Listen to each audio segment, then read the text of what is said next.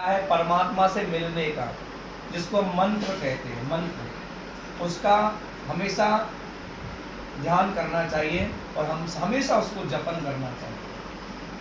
कुछ लोग कहते हैं हम लोग यदि माला नहीं है तो कैसे करें, माला नहीं है तो कैसे करें, तो हाथों पे कर सकते हैं, हाथों पे कर सकते हैं।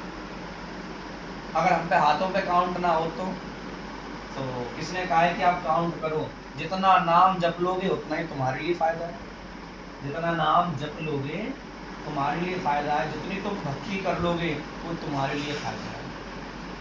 लेकिन भक्ति कैसी करो, निस्वार्थ भक्ति।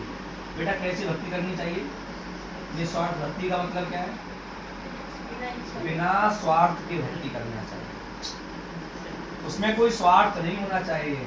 हम लोग पूजा करते हैं भगवान की और पूजा करते करते भगवान से कहते हैं प्रभु ये दे दो वो दे दो, है?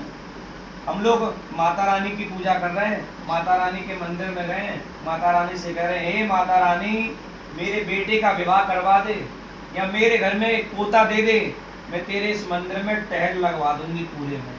तो माता रानी भी कंफ्यूज रहती है, माता रानी कहती है मुझे देने आई है कि लेने आई है। अगर इसमें इतनी सामर्थ्य है कि ये मेरी इच्छा के मेरे मंदिर को बनवा देगी, मेरी इच्छा से मेरे घर में टहल लगवा देगी, तो बेटे का विवाह कर लेना, नाती पैदा कर लेना घर में।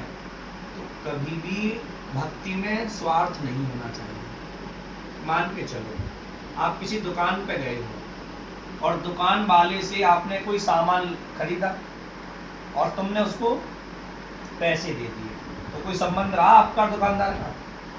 बोलिए भाई, आपने सामान लिया है, उसने सामान दिया और आपने पैसे दिए, तो कोई संबंध नहीं रहा।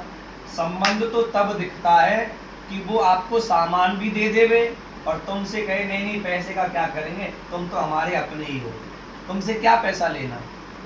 तो वहां संबंध दिखता है कि ये हमें कुछ ना कुछ अपना मानता है, तो उसको निस्वार्थ कहते हैं।